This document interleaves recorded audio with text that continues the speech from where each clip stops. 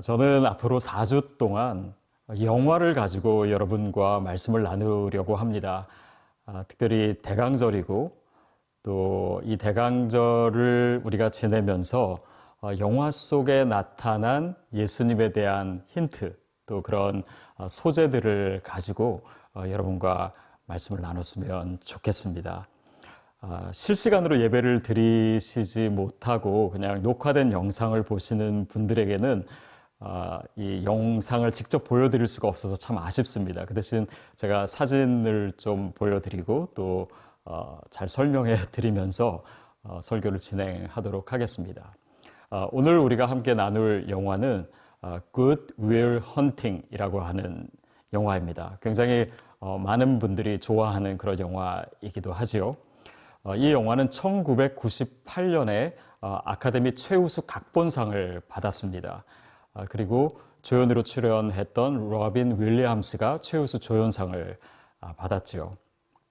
이 영화의 주인공으로 나오는 이 맷 데이먼이라고 하는 영화 배우지요. 근데 이 사람이 당시에 하버드 대학을 다니고 있었는데 자기가 쓴 시나리오를 기초로 해서 자기의 친한 친구인 벤 애플렉이라고 하는 이 사람도 영화 배우죠. 같이 공동 집필을 했습니다. 그리고 그것을 영화로 만들었습니다. 근데 이 영화의 특징들 중에 하나는요, 욕이 많이 나와요. 그래서 이렇게 영화를 보실 때 조금 거북하실 수도 있는데 사실은 그게 이 등장인물들의 정서를 충분히 반영해주는 그런 표현이라서 그것을 우리가 좀 생각하면서 영화를 봐도 좋을 것 같습니다. 주인공으로 나오는 윌 헌터는요, 20살 청년입니다.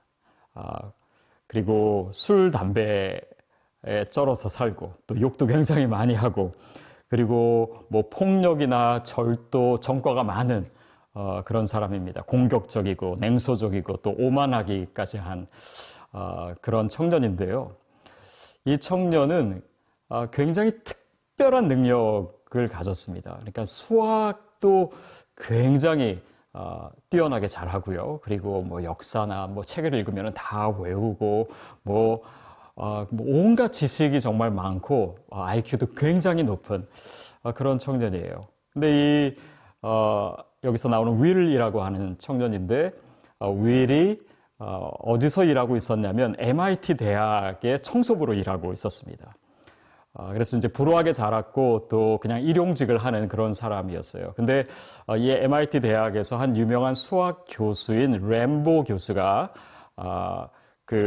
자기가 예전에 풀어서 굉장히 화제가 됐던 정말 어떤 사람도 풀기 어려운 그런 수학 문제를 복도에 적어놨는데 이 윌이 그것을 그냥 한순간에 풀어낸 거예요. 그 일을 통해서 이 램보 교수가 윌을 알게 됐습니다. 그래서 그 뒤를 쫓기 시작했는데요. 윌이요, 또 폭력을 저질러 가지고 재판을 받게 됐어요. 근데 이제 윌을 찾아다니다가 그 재판장까지 이 램보 교수가 가게 된 것입니다. 그리고 판사를 찾아가 가지고 내가 이 청년을 돌볼 테니 어떻게 가석방이 될 수 없겠냐고 그렇게 사정을 하고 두 가지 조건을 받고 가석방을 허가를 받습니다. 그 두 가지 조건은 뭐냐면 내 보호 아래서 이 윌이 이제 같이 수학 문제 또 연구를 같이 하는 것과 두 번째는 얘가 너무 폭력적이고 또 성격도 괴팍하고 그러니까 정신과 치료를 받게 하겠다. 이 두 가지 조건으로 윌이 이제 가석방이 됩니다. 근데 그렇게 해가지고 이제 정신과 의사들을 유명한 정신과 의사들을 붙여줘요. 근데 윌이 반항하는 겁니다. 또 굉장히 거만하게 굴고 버릇없게 굴고 그러니까 뭐 한 번 만나면은 그냥 다 혀를 내두르고 다 도망가는 거예요. 그래서 마땅한 정신과 의사를 찾을 수가 없었는데 이 램보 교수가 생각해낸 마지막 사람이 누구냐면 자기와 대학 동창이었던 학교 교수이자 또 정신과 의사인 션 맥과이어를 찾아가게 됩니다. 이분이 이제 로빈 윌리엄스가 역할을 했지요. 자, 그래서 첫 만남이 시작됐습니다. 또 아니나 다를까 또 굉장히 버릇없게 얘기하고 또 막 상처되는 얘기를 하고 특히 어떤 그림을 보면서 맥과이어 교수의 아내에 대해서 굉장히 함부로 얘기하는 거예요. 그래서 그 맥과이어 교수가 굉장히 화가 났습니다. 특별히 화가 난 이유는 그 아내를 욕했는데 사실은 그 사랑하는 아내가 얼마 전에 병으로 죽었던 거예요. 자, 그렇게 굉장히 어색하고 또 힘든 첫 만남이 이루어졌는데 맥과이어 교수는 이 청년에게 그래도 관심을 갖고 계속해서 이 세션을 진행하겠다고 했습니다. 왜 그렇게 윌이 아나무인인 사람이 됐을까요? 그 과거를 돌아보면은 이 윌은 고아이고 또 그래서 여러 번 이 포스터 케어에 이렇게 맡겨져 가지고 있었는데 뭐 그때마다부터 양 아버지한테 엄청난 폭력을 당하고 결국은 버림받고 이런 일이 몇 번이나 있었던 거예요. 그러니까 어렸을 때부터 엄청난 상처를 받고 자랐기 때문에 이 아이가 자라면서 이렇게 성격이 온유해질 수가 없었던 것이었습니다. 그러니까 그런 상처 때문에 이 윌이 가지고 있는 그런 대인관계의 문제점들이 너무나 많았어요. 또 방어 기제도 많았겠죠. 그 세션이 있기 얼마 전에 이 윌이 여자친구를 사귀게 됩니다. 하버드 대학에 다니고 있는 스카일러라고 하는 그 여자 학생인데요. 윌의 똑똑한 모습을 보고 또 이렇게 굉장히 야생마 같은 그런 거친 모습을 보고 반했는지 하여튼 둘이 사랑에 빠져요.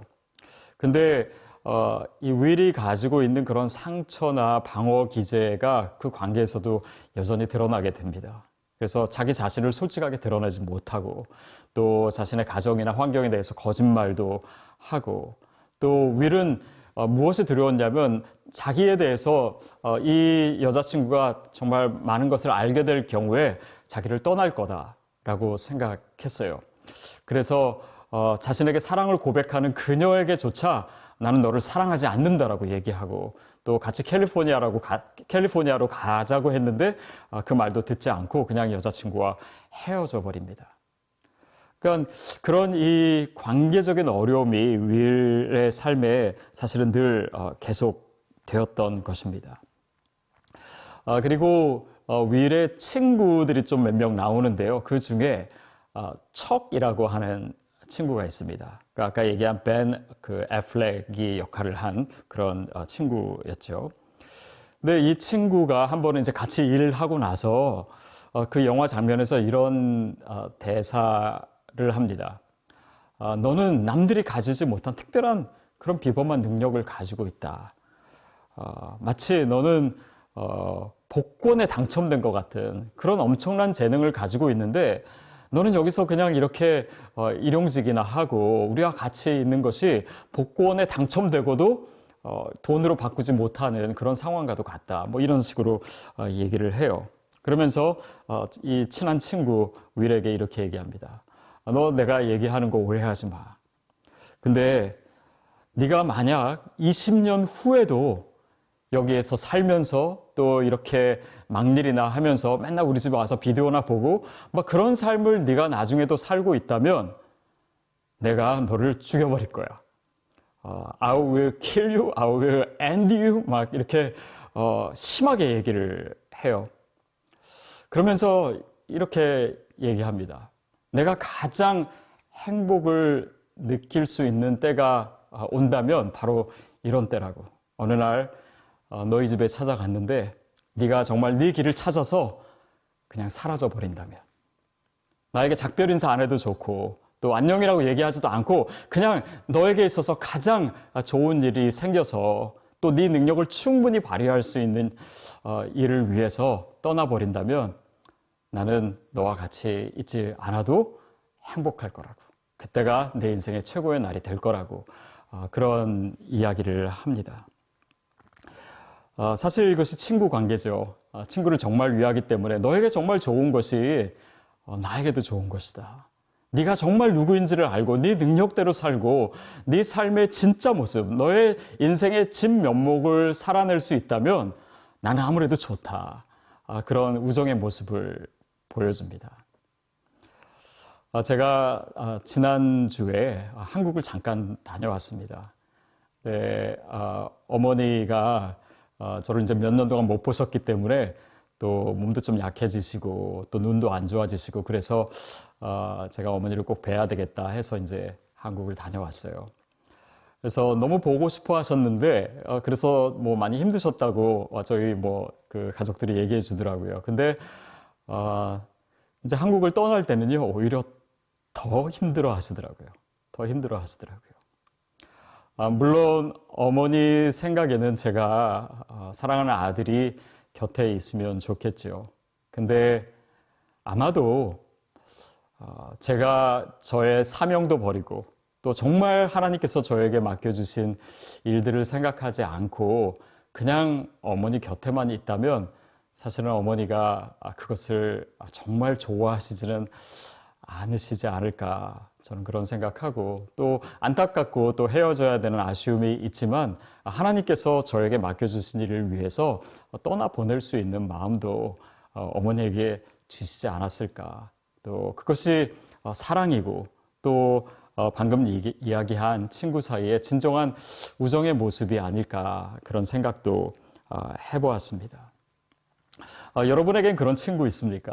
그리고 여러분은 그런 친구가 누군가에게 되어주고 계십니까? 저는 바로 그런 마음이 하나님의 마음을 반영한 것이 아닌가 싶습니다. 하나님은 진정으로 내가 누구인지를 알기를 원하시고 또 그분이 나에게 허락하신 은사나 또 허락하신 그런 능력으로 인해서 정말 내 삶에 맡겨주신 하나님의 소명 또 그분의 그 선하고 놀라운 계획을 위해서 살기를 원하십니다. 그래서 우리의 인생을 보면서도 하나님의 마음을 우리가 헤아리면서 산다면 우리가 같이 그 모든 인생의 제대로 된 궤도를 벗어난 삶이 아니라 정말 주님이 원하시는 자리가 어디인가, 내가 어떻게 살기를 원하는가 그런 마음을 우리가 가질 수 있는 것이죠. 이 영화의 클라이맥스라고 할 수 있는 부분은 영화 뒷부분에 맥과이어 교수와 윌이 서로 대화하는 장면입니다. 대화를 하면서 윌이 맥과이어 교수에게 물어요. 당신도 나와 같은 그런 힘들었던 경험이 있냐고 했더니 있다고 교수님이 얘기했습니다. 자신이 어렸을 때 자기 아버지가 알코올 중독자였다고. 맨날 술을 먹고 집에 와서 때릴 사람을 찾았다고. 자기 어머니를 때리고 자기 동생을 때리고 또 자신을 때리고. 그래서 아버지가 들어오자마자 술 취해서 들어오면 자신이 먼저 달려들었다고. 왜냐하면 그렇게 해야지 어머니와 동생을 보호할 수 있기 때문에 뭐 그런 얘기를 나눴어요. 그 얘기를 듣고 이제 공감대가 더 생기게 됐겠죠. 그러니까 윌이 자신이 힘들었던 이야기를 합니다. 그러면서 자신이 얼마나 많은 폭력에 시달렸는지 또 자신의 양아버지가 테이블에 이렇게 그 렌치라고 하죠. 이렇게 쇠로 돼서 이렇게 돌리는 렌치와 또 막대기와 또 허리띠를 놓고 오늘 뭘로 맞을지를 늘 선택하게 했다고. 그러니까 이제 그 얘기를 듣고 맥과이어 교수는 나 같으면 허리띠를 선택했겠다 뭐 그런 얘기 하니까 자신은 렌치를 선택했다고. 왜냐하면 정말 아버지랑 끝장을 보고 싶어서 내가 죽던 당신이 죽던 어떻게 해보기 위해서 뭐 그런 경험도 이제 얘기를 합니다.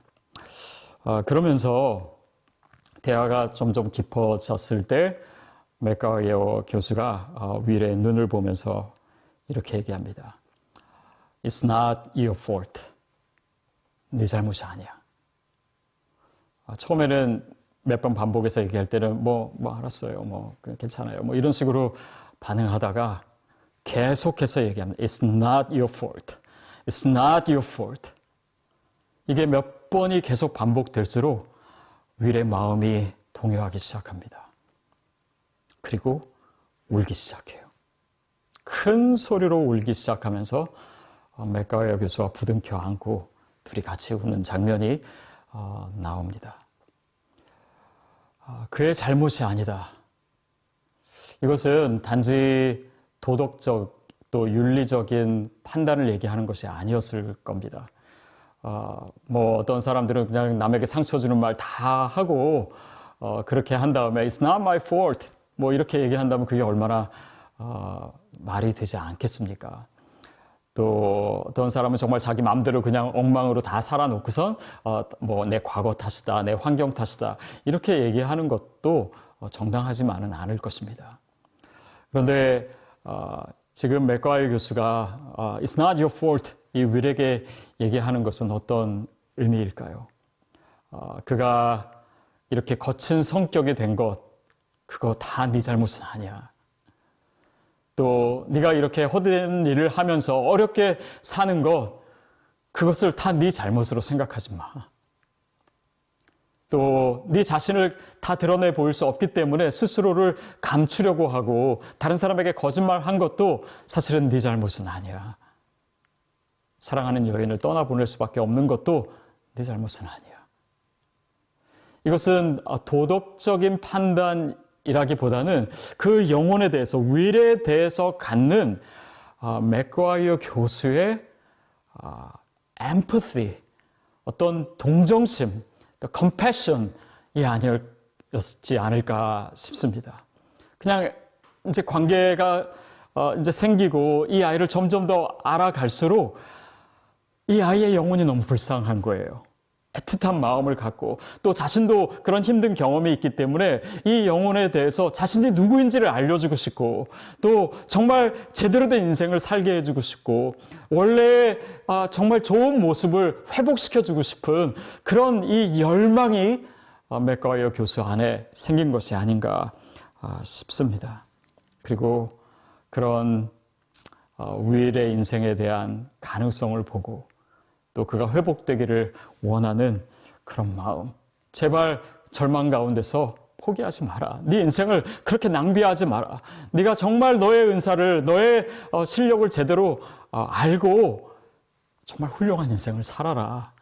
라고 하는 그 간절한 마음이 그 표현 속에 담겨 있지 않았나 싶어요. 저는 그것이 또한 우리가 생각해 볼 수 있는 하나님의 마음이라고 저는 생각합니다. 하나님은 내가 얼마나 소중한 존재인지 우리 스스로 알기를 원하십니다. 또 나에게 맡겨주신 그런 선물과 같은 그런 재능과 은사들도 우리가 알기를 원하시고 또 그것에 맞게 정말 하나님이 내 삶에 계획하신 대로 그렇게 선하고 아름답고 정말 내 인생의 진 면목을 살아내는 그 모습을 하나님께서 우리를 통해 기대하시고 있습니다. 그래서 여러분, 오늘 우리의 삶에 어떤 어려움이 있습니까? 또 우리의 과거에 있었던 상처나 또 어떤 절망적인 상황이나 슬픔이나 또 내 의지대로 어쩔 수 없었던 그런 많은 일들. 그러나 그것이 우리를 단지 넘어뜨리고 단지 그냥 우리로 하여금 내 인생에 대해서 정말 그 의미를 다 놓쳐버리게 하고 헛된 삶을 살게 하는 것이 아니라 그것 또한 하나님의 선한 도구가 될 수 있음을 우리가 믿음으로 볼 수 있기를 주님이 원하십니다. 그것이 하나님의 의지예요. 하나님의 열심입니다. 그래서 이 Good Will Hunting이라고 하는 제목이 얘기하듯이 그런 선한 의지, 그것이 궁극적으로 하나님의 열심이요 하나님의 마음이라는 것을 저와 여러분이 느끼게 되기를 축복합니다. 영화의 마지막 장면에 대해서 얘기를 하고 설교를 마치려고 합니다. 아까 잠깐 말씀드린 이 윌의 가장 친한 친구 척이 차를 몰고 여느 때처럼 어느 날 아침에 윌을 데리러 갑니다. 같이 일하러 가기 위해서죠. 그래서 이제 모닝커피를 사들고 또 그 골목길로 접어들어서 이제 윌의 집에 도착했어요. 그리고 문을 두드렸습니다. 근데 아무 소리가 안 들리는 거예요. 창문을 들여다봅니다. 아무도 없는 거예요. 그 순간 이 척은 알아차립니다. 윌이 떠났구나. 자기의 길을 찾아서 떠났구나. 그러면서 자신의 차로 다시 돌아오는 그 걸음 그리고 차에 도착해서 이 척의 얼굴을 이렇게 이 화면이 보여지는데요. 정말 행복한 표정을 짓더라고요. 그리고 그 장면이 나온 다음에는 이제 윌이 그 좋은 직장도 얻었습니다. 근데 일단 그것을 뒤로 하고 자신이 떠나보냈던 정말 자신이 원했던 그 여자친구 스카일러를 만나기 위해서 캘리포니아로 떠나는 장면이 영화 마지막으로 나오고 또 그렇게 가는 이 차를 타고 가는 것이 이제 영화의 마지막 장면입니다. 좋은 결말이죠. 욕이 좀 많이 나오긴 하지만 참 좋은 영화입니다. 근데 특별히 이 영화가 좋은 이유는 이 영화를 통해서 우리가 예수님에 대해서 더 많이 생각해 볼 수 있어서 그렇습니다. 예수님은 우리의 좋은 친구 되십니다. 나와 친구가 되시기 위해서, 나와 가까이 계시기 위해서, 나와 같아지시기 위해서 그분은 육신을 입고 이 땅에 오셨어요. 그리고 나를 사랑하십니다. 내가 잘 되는 일이라면 나에게 최선의 인생을 위해서, 나에게 구원을 주시기 위해서 어떤 것도 마다하지 않으신, 또 자신을 희생하신 예수님입니다. 우리의 삶에 있는 하나님이 주신 소명, 또 목적, 그것을 나로 하여금 발견하게 하기를 원하시고 또한 도와주시는 분이시기도 합니다. 그러면서 내가 얼마나 하나님 앞에서 소중한 존재인지, 내 인생에 얼마나 가치 있는 것인지, 내 삶에 어떤 하나님의 계획이 있는지 우리 예수님은 친구로서 우리에게 그것을 가르쳐 주기를 원하세요. 저는 저와 여러분이 예수님과 친한 친구가 되기를 축복합니다. 그분이 우리의 친구가 되시면요, 내 내면의 문제를 다루시기 시작합니다. 내 상처를 어루만지기 시작하시고 내가 진짜 누구인지를 알려주시고 또 나를 회복해 주시고 또 내가 내 자신으로 살 수 있도록 나를 자유케 해주시는 분이 바로 친구 되신 예수님입니다. 이사야 9장 6절 말씀 같이 읽겠습니다. 이는 한 아이가 우리에게 태어났고 한 아들을 우리에게 주신 바 되었는데 그의 어깨에는 정사를 메었고 그의 이름은 기묘자라 모사라 전능하신 하나님이라 영존하시는 아버지라 평강의 왕이라 할 것입니다. 여기에서 예수님에 대한 묘사가 나오죠. 예수님 오시기 800년 전에 쓰여진 예언의 말씀입니다. 근데 이 표현 중에 모사라라고 하는 단어가 있죠. 그 단어는 히브리어로 야츠라고 하는 단어인데요. 조언하다, 제안하다라고 하는 뜻입니다. 즉 모사라고 하는 것은 카운슬러예요. 상담가입니다. 여러분 뭐 주변에 혹시 좋은 상담가가 있으십니까? 좋은 상담가는요, 내담자, 그러니까 자신에게 상담을 요청한 사람을요, 뜯어 고치려고 하지 않습니다. 또 그의 행동이 잘못됐지만 비난하지 않습니다. 그냥 그를 있는 모습 그대로 받아줘요. 그리고 자기 자신이 정말 진짜 자신을 발견할 수 있도록 들어주고 인정해주고 격려해주고 도와줍니다.